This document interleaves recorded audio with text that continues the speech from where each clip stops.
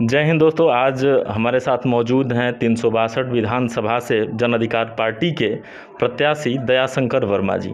इनसे चर्चा करेंगे कि आखिर राजनीति में आने का इनका मकसद क्या है और अगर ये आने वाले समय में अगर इनको जनता चुन के विधानसभा में भेजती है तो इनका क्या मुद्दा रहेगा, बताइए दयाशंकर।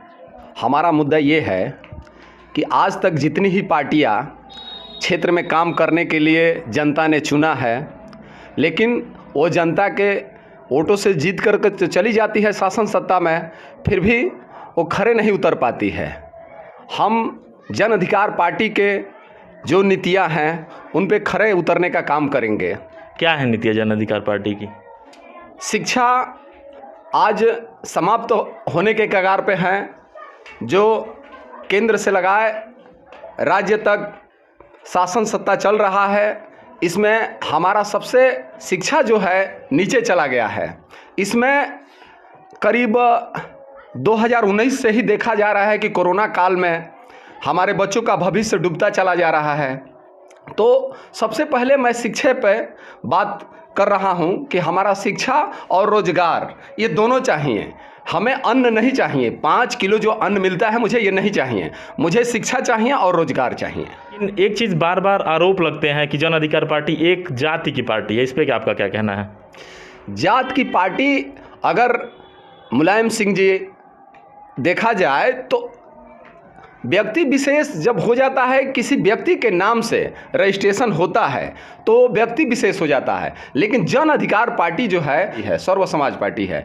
इसमें व्यक्ति विशेष आपका कहने का मतलब ये हो जाता है कि राष्ट्रीय अध्यक्ष अगर बाबू सिंह कुशवाहा है तो आपको लग रहा है कि ये केवल कुशवाहों की पार्टी है। ऐसा नहीं, मैं ये बात इसलिए बोल रहा हूँ क्योंकि मैं कई जगहों पर देखा सिंह कुशवाहा जी का, मैंने स्पीच भी देखा है, सुना है, तो उसमें मुझे जहाँ तक लगता है कि इस पार्टी में राजपूत, ब्राह्मण और जो यादव लोग हैं इनका कोई स्थान नहीं है। इस पे आपका क्या कहना है? स्थान रहेगा सर, वो लोग स्वागत है हमारी पार्टी में, वो आए तो उनका स्वागत है। कोई आने के लिए जो तैयार रहेंगे तब तो हमारे पार्टी में अगर यादव जी आए, बाबू साहब आए, जब हमारी पार्टी स्टैंडिंग कर जाएंगी तो सारे लोग इसमें इंक्लूड हो जाएंगे। अभी तो हम लोग अलग जगह रहे हैं, अभी गांव तक बाबू अभी मतलब केवल एक का नाम बताइए जो मतलब उस बिरादरी से हो आपकी पार्टी में।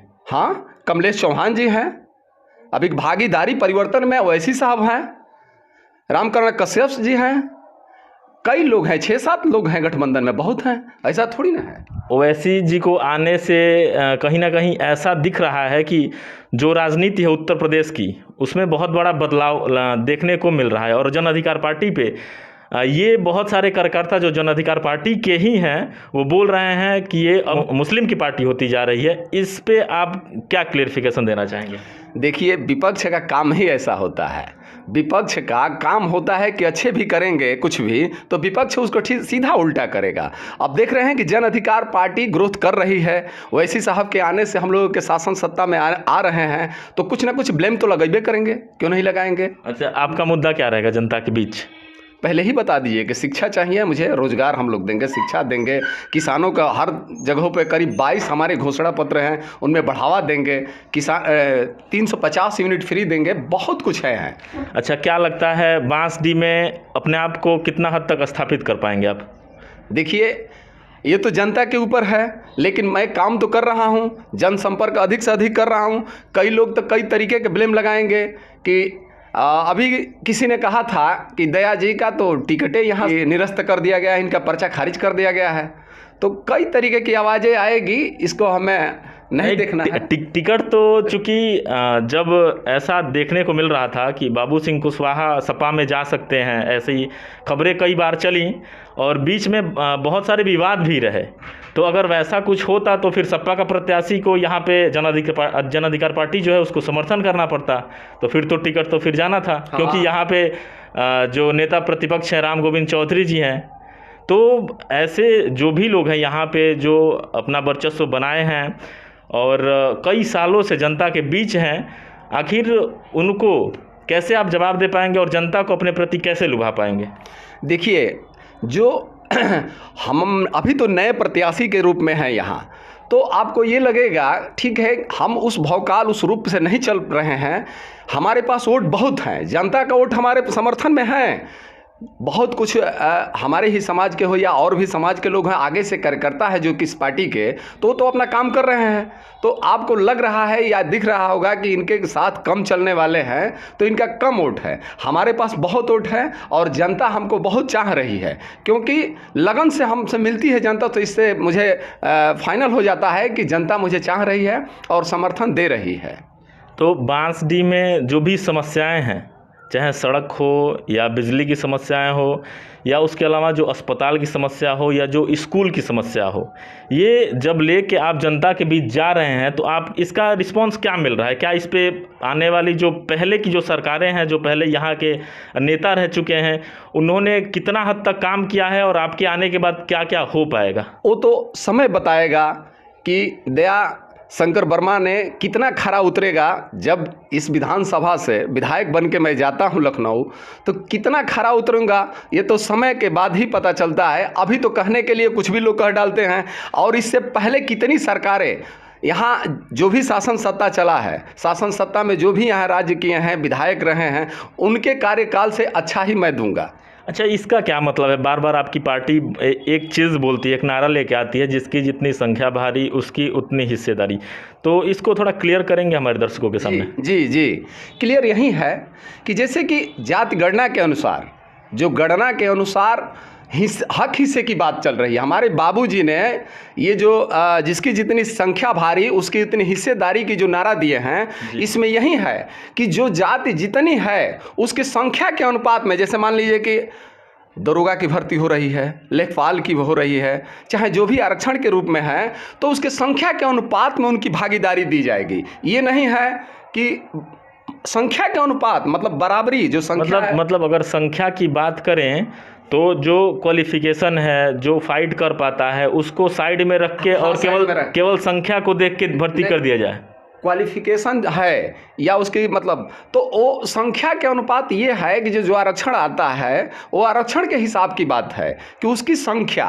अब मान लीजिए जो क्वालिफाई है उसको क्यों रोकेंगे भाई, उसको क्यों रोकेंगे? वही चीज़ मैं बोल रहा हूँ। मान लीजिए जो भी प्रक्रियाएं चलती हैं भर्ती की, उसमें तो सीधा सीधा जो क्वालिफाई करता है या जो रूल एंड रेगुलेशन होते हैं उस भर्ती के, उसको फॉलो करता है तभी पहुँच पाता है। अब डायरेक्ट आप लोग बोल रहे हैं जिस तरीके से कि जिसकी जितनी संख्या है, चाहे वो किसी भी बिरादरी का हो, जिसकी उसकी संख्या है उसके हिसाब से उसको नौकरी मिलनी चाहिए, यही आपका मतलब है। लेकिन मेरा सवाल ये है सीधा आपसे कि ऐसा कैसे संभव है? आखिर जिस तरीके से जो जितना क्वालिफाइड है, जिस तरीके से एग्जाम में फाइट करके आगे पहुंचता है, उसको साइड में करके केवल जाति पे कैसे इस चीज़ को रखा जा सकता है? ये मैं आपसे जानना चाहता हूं। नहीं, जो क्वालिफाई है, देखिए मेरे अनुसार से तो जो क्वालिफाई है उसको तो पहले साइड कर दीजिए, उसको वो तो होना ही है, उसके बाद से अनुसार होनी चाहिए।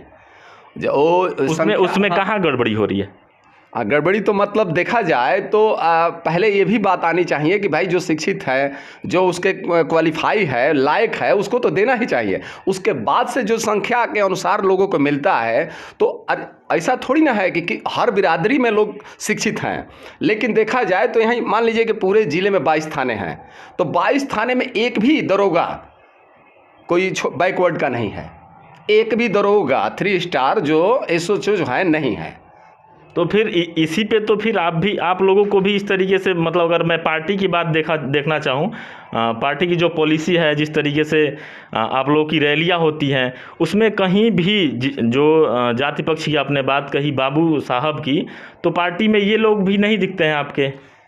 जिस दिन हम मजबूत हो जाएंगे, जैसे आज मजबूती के कगार पे हैं, जब हम आज यहाँ से वोट ले करके जाएंगे, जीत के जाएंगे, तो अगली साल एंट्री इनकी हो जाएगी। ये सारे लोग इसमें एंट्री हो जाएंगे।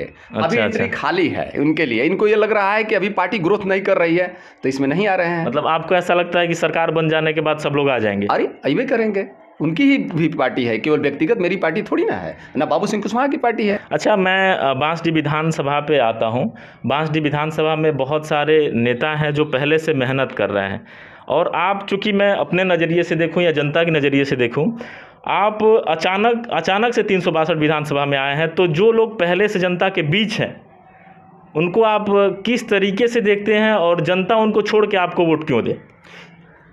भले ही वो 5 सालों से जनता के बीच में घूम रहे थे, मैं कम ही घूम रहा था, ये मानता हूं कि मैं कम घूम रहा था, लेकिन जितना ही घूम रहा था उन लोगों से बेहतर काम कर रहा था, क्योंकि वो 5 सालों में जनता के बीच में जाकर किए हैं का? आज तक उन्होंने जनता के बीच में जाकर कुछ नहीं किए हैं। जो विधायक हैं वो या प्रतिपक्ष हैं वो, देख लीजिए कि कौन क्या किया है जनता के लिए।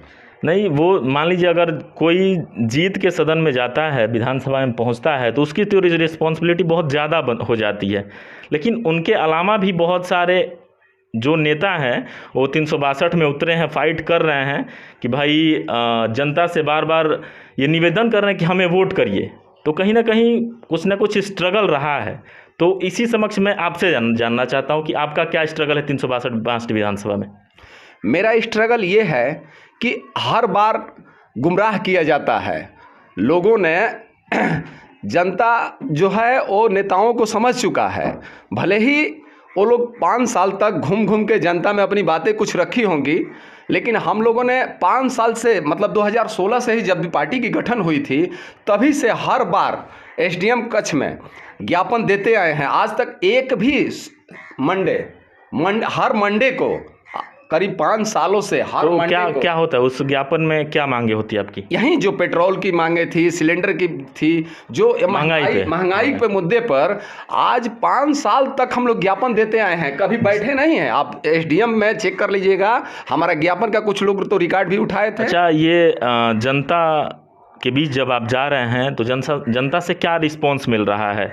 क्या ऐसा आप लोगों को कहीं मतलब सुनने को नहीं मिल रहा है कि आप अभी आए हैं, कुछ नेता जो पहले से हैं उनको वोट करें या आपको वोट करें, ऐसा कुछ जनता से मतलब सुनने को मिल रहा है या आपके पक्ष में दिख रही है जनता? नहीं, बहुत रिस्पांस मिल रहा है। जनता हमारे पक्ष में बहुत है।